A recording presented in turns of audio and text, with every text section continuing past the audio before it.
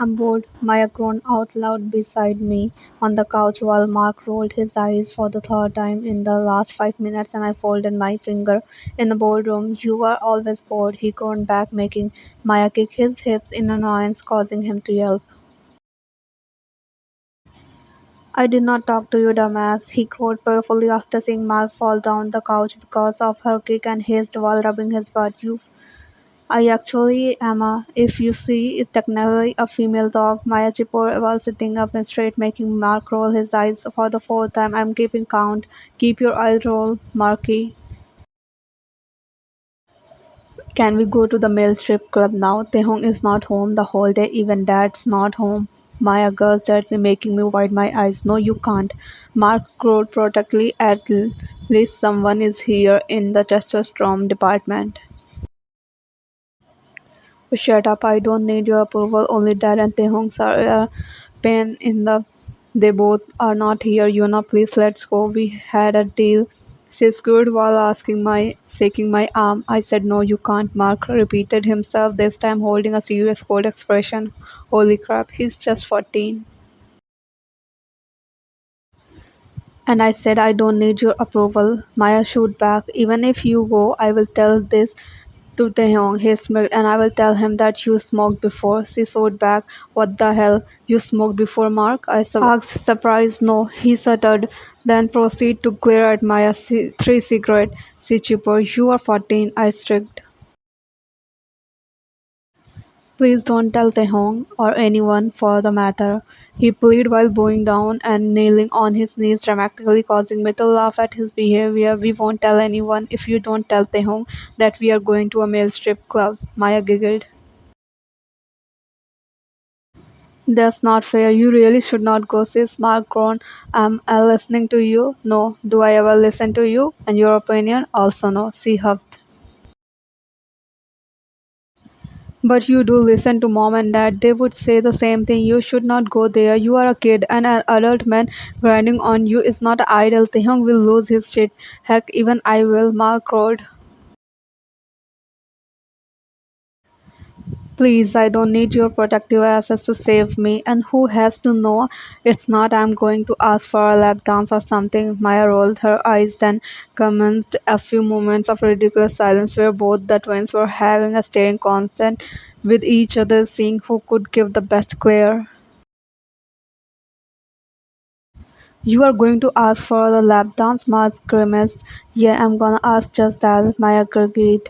Oof, I face palm. While they were so busy fighting with each other for the next few minutes, I took a moment to a deep inner thought. I had to thank Nida for what she did because if it was not for her investigation and evidence, I would have been probably banished from this pack. Ever since that day, everyone in the family has started to give her a chance in redeeming herself from her past mistake. Since she did not plan on killing me and instead saved me and Taehong herself, Mia convinced Kian to not see her pathetically, as she did literally save my relationship with Taehong. Maya and Mark were conflicted about her, still not liking her because of their wolf's opinion. They were still not so sure whether to trust her or not, and I cannot blame them for their opinion. Taehong chose not to even think about her and just ignore, since he knew I could never do such a thing to him from the start, and I think he's going to hate her forever for what she did. Guys, I suddenly interrupted their argument and they both shifted their gaze toward me after a small voice speaking out loud. Where can I find Nida? I need to thank her for what she did back in the courtroom. I casually shrugged before they both stared at each other for a few seconds with cold eyes, then looking back at me again with a poisonous glare in their socket, making me raise my hand in surrender. What I know. You guys don't like her, but you gotta admit what she did was a life-saving moment. I crossed my arm with a huff and they both looked perplexed. My decision is still not sure about her. Just please tell me, I groaned with the sake of my head not getting a response from them anytime soon as they both crossed their arms at the same time. Puff twins.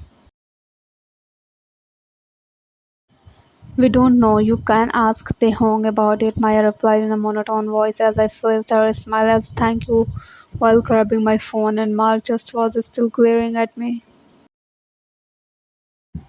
I quickly dialed his number and waiting for him to pick up the phone as it was ringing while I sucked my leg off the couch. Yeah, he picked up the essence of rush in his voice. Hey, are you free right now?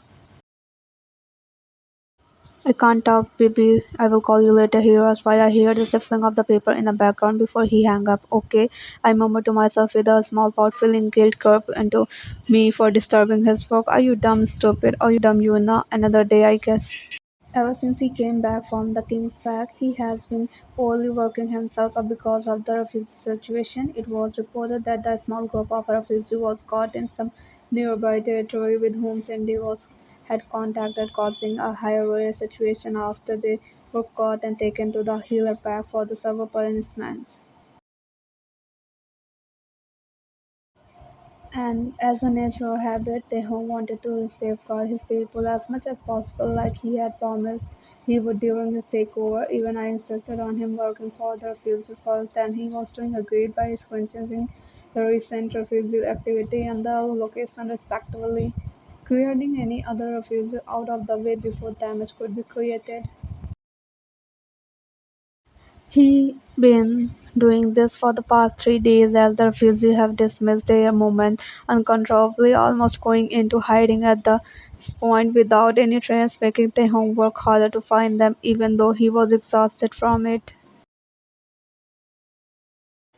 I would often see him taking a power nap in his office while I go to visit him, and he just wrap him in a blanket whenever he is snoring, worrying that he might degrade his health through this, having no lead whatsoever. This was a major problem. There was absolutely no further end of the tunnel because of the case was becoming darker and darker. Even with the refugees who left their refugee pack to not contribute to the war and tried to get in their homeland from which they were banished in the first place, they were also of no help since they said refugees changes their location all the time and living among humans.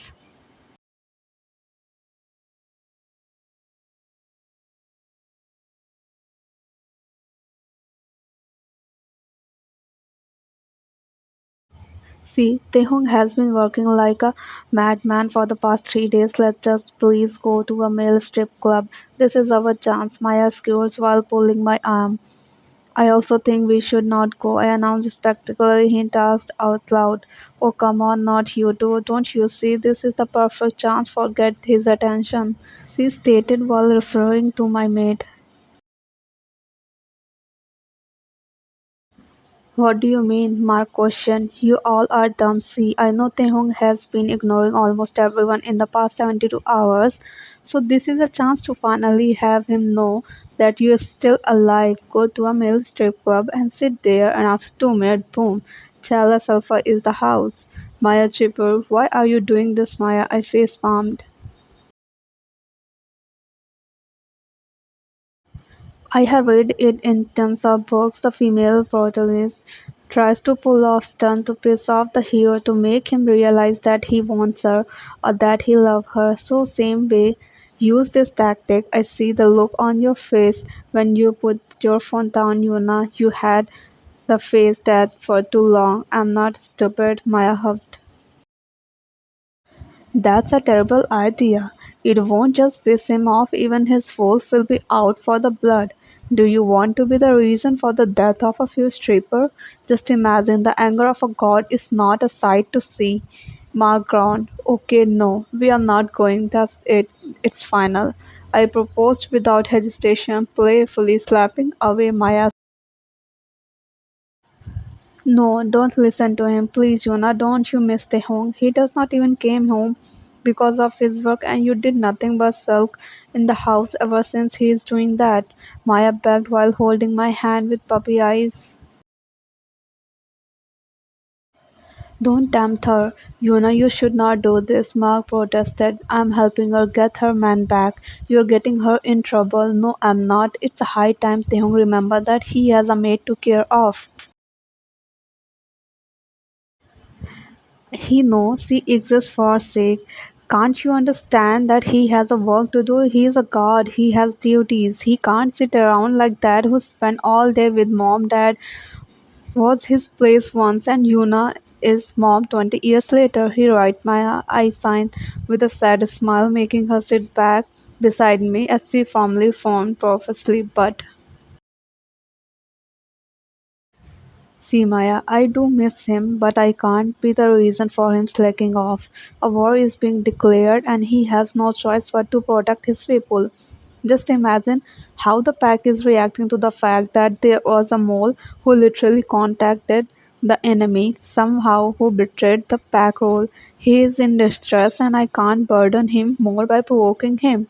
It's just how things work. I tried to explain with subtitle in my voice as he looked down in irritation. But that's not fair. There should be a balance between home and work. He only came back home to us because of you, or else the whole time he just work, work, and work in his back office.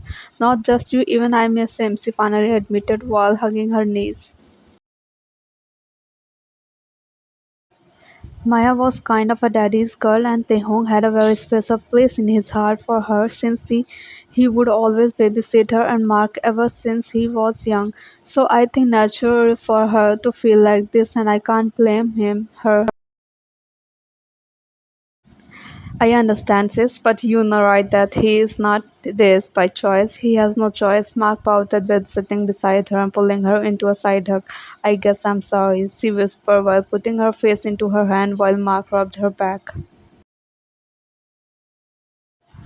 There's nothing to be sorry for. You have been the whole right to miss him, but there are ways of letting people know you need them, which, by the way, is not jealousy. I started a speech at both of them as they both just stared at me to continue obediently listening to my lecture. In any relationship, whether it's family, friend, or your partner, you can't give them a reason to start doubting their relationship. Jealousy is not healthy, it destroys trust. So, the book you have been reading, Maya, are giving you the wrong message. Of course, maybe provoking a teeny bit won't hurt, only if it's playfully, but crossing boundaries, that's a no no. I finished while pointing my finger like a teacher, and they both nodded at me. That makes sense, Maya murmured quietly. So you will stop flirting with boys just to piss me off? Mark smirked. Maybe, she giggled. It's fun to watch how Mark can be super protective, or his sister remind me of how Eden is toward me. Of course, Chase and Xavier are too, but not that protective like him or Taehong. It was cute.